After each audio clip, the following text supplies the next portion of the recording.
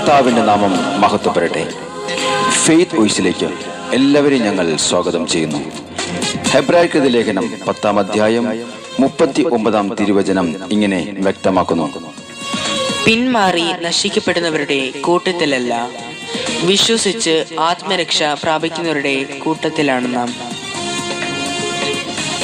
ക്രിസ്തുവിൽ ഏറ്റവും സ്നേഹമുള്ളവരെ, കർത്താവിൽ നിന്നും പിന്മാറി നശിപ്പിക്കപ്പെടുന്നവരുടെ കൂട്ടത്തിൽ അകപ്പെടാതെ കർത്താവിന്റെ സന്നിധിയിൽ മടങ്ങി വരുവാൻ ദൈവം ആഹ്വാനം ചെയ്യുകയാണ്. കർത്താവിന്റെ സന്നിധിയിലേക്ക് മടങ്ങി വരുവാൻ, പ്രാർത്ഥന കൂട്ടായ്മയിലേക്ക് കടന്നു വരുവാൻ, ദൈവ സ്നേഹത്തിലേക്ക് മടങ്ങി വരുവാൻ ദൈവം ആഗ്രഹിക്കുകയാണ്, അനുഗ്രഹം പ്രാപിക്കുവാൻ.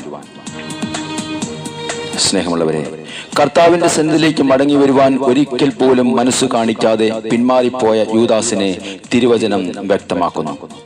അവൻ മടങ്ങി വരാതെ, തെറ്റ് ഏറ്റുപറയാതെ അവൻ നാശത്തിലേക്ക് പോയി, അവൻ മരണമടഞ്ഞു. എന്നാൽ ദൈവം സ്നേഹമാണ്. ആരും നശിച്ചു പോകുവാൻ ദൈവം ആഗ്രഹിക്കുന്നില്ല. നമ്മുടെ ജീവിതത്തിൽ തെറ്റുകൾ സംഭവിച്ചിട്ടുള്ളവരാണ് അധികവും. എന്നാൽ ആ കരുണാമയനായ ദൈവം ആഗ്രഹിക്കുന്നു പാപങ്ങൾ ഏറ്റുപറഞ്ഞ് തിരികെ വരിക. മാനസികമായും ശാരീരികമായും നമ്മൾ തളരുമ്പോൾ, ആകുലപ്പെടുമ്പോൾ, വിഷമിക്കുമ്പോൾ കർത്താവ് പറയുന്നു, ലോകത്തിൽ നിങ്ങൾക്ക് കഷ്ടതയുണ്ട്, എങ്കിലും ധൈര്യപ്പെടുവിൻ, ഞാൻ ലോകത്തെ ജയിച്ചിരിക്കുന്നു.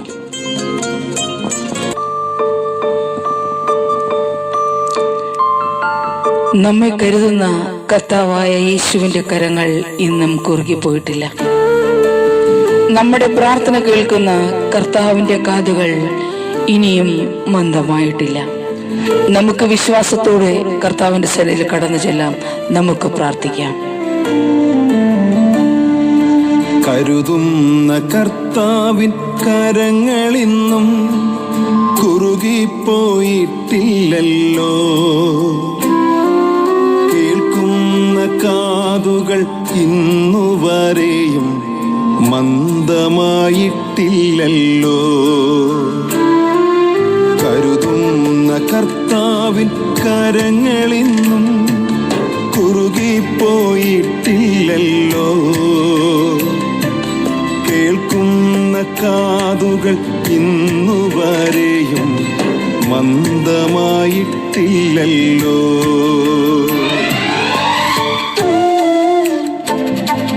അവിടുന്ന് പറയുന്നു, നിന്റെ പ്രശ്നങ്ങൾക്ക് പരിഹാരമുണ്ട്. നാം വിശ്വാസത്തോടെ കടന്നു ചെല്ലുമെങ്കിൽ നമ്മുടെ സകല പ്രശ്നങ്ങൾക്കും അവിടുന്ന് ഉത്തരം നൽകും. നമ്മുടെ പ്രാർത്ഥനകൾക്ക് മറുപടി ലഭിക്കും. കാരണം കർത്താവ് ഇന്നും എന്നും നമ്മോട് കൂടെയുണ്ട്. വിശ്വാസത്തോടുകൂടി അവിടുത്തെ സന്നിധിയിൽ നമുക്ക് കടന്നു ചെല്ലാം. പരിഹാരമുണ്ട് പരദേശിയെ നിന്റെ പ്രശ്നങ്ങൾക്ക്. ഹല്ലേലൂയ. പരിഹാരമുണ്ട് പരദേശിയെ നിന്റെ പ്രശ്നങ്ങൾക്ക്. ഉത്തരമുണ്ട് വിശ്വാസിയെ നിന്റെ പ്രാർത്ഥനയ്ക്ക്. ഉത്തരമുണ്ട് വിശ്വാസിയെ നിന്റെ പ്രാർത്ഥനയ്ക്ക്. ആമേൻ. കരുതുന്ന കർത്താവിൻ കരങ്ങളിന്നും കുറുകിപ്പോയിട്ടില്ലല്ലോ. കേൾക്കുന്ന കാതുകൾ ഇന്നുവരെയും മന്ദമായിട്ടില്ലല്ലോ. നമ്മുടെ ജീവിതത്തിൽ നാം പതറിപ്പോകാതെ, തളർന്നു പോകാതെ കർത്താവിന്റെ സന്നിധിയിൽ നാം കടന്നു ചെല്ലുമെങ്കിൽ അവിടുന്ന് പുതുകൃപകളാൽ നമ്മെ നയിക്കും. അനുഗ്രഹത്താൽ അവിടുന്ന് നമ്മെ ഇന്നും എന്നും നിലനിർത്തും. നമ്മുടെ ജീവിതത്തിൽ കാണാത്ത വൻകാര്യം അവിടുന്ന് കാണിച്ചു തരും. നമുക്ക് വിശ്വാസത്തോടുകൂടി പ്രാർത്ഥിക്കാം. വിശ്വാസത്തോടുകൂടി കർത്താവിന്റെ സന്നിധിയിൽ കടന്നു ചെല്ലാം.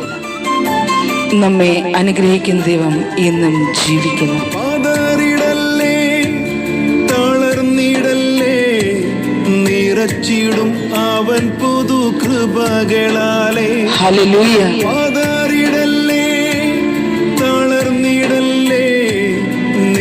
കാണിച്ചിടും അവൻ പുതു കൃപകളാലേ. ഇന്നേ വരെ കാണാത്തതാം വൻ കാര്യം കാണിച്ചിടും. ഓ എന്റെ യേശുവേ, ഇന്നേ വരെ കാണാത്തതാം വൻ കാര്യം കാണിച്ചിടും. കരുതുന്ന കർത്താവിൻ കരങ്ങളിന്നും കുറുകിപ്പോയിട്ടില്ലല്ലോ. കേൾക്കുന്ന കാതുകൾ ഇന്നുവരെയും മന്ദമായിട്ടില്ലല്ലോ.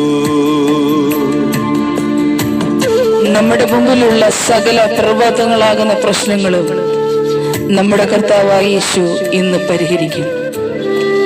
കർത്താവ് പറയുന്നു, വിശ്വാസത്തോടെ നീ പ്രാർത്ഥിക്കുമെങ്കിൽ ഈ മലകൾ മാറിപ്പോകും. നമ്മുടെ ജീവിതത്തിലെ പ്രശ്നങ്ങൾ പരിഹരിക്കുവാൻ നമ്മുടെ കർത്താവ് കടന്നു വരും.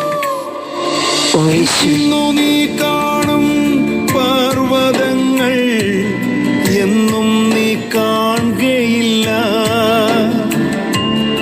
ഇന്നു നീ കാണും പർവ്വതങ്ങൾ എന്നും നീ കാണുകയില്ല. സമഭൂമിയാകും അതു വേഗത്തിൽ കൃപയാൽ തന്നെ. ആമേൻ, ഹല്ലേലൂയ. സമഭൂമിയാകും അതു വേഗത്തിൽ കൃപയാൽ തന്നെ.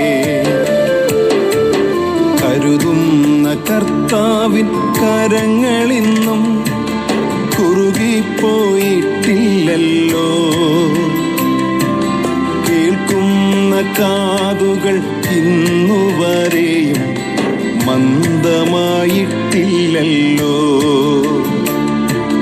കരുതുന്ന കർത്താവിൻ കരങ്ങളിന്നും കുറുകിപ്പോയിട്ടില്ലല്ലോ. കേൾക്കുന്ന കാതുകൾ ഇന്നുവരെയും മന്ദമായിട്ടില്ലല്ലോ. ഇന്ന് കർത്താവിന്റെ കരം നിങ്ങളെ ഏവരെയും സഹായിക്കുകയും നിങ്ങളുടെ പ്രശ്നങ്ങൾ പരിഹരിക്കുകയും ചെയ്യട്ടെ എന്ന് കർത്താവായ യേശുക്രിസ്തുവിന്റെ നാമത്തിൽ ഞങ്ങൾ പ്രാർത്ഥിക്കുന്നു.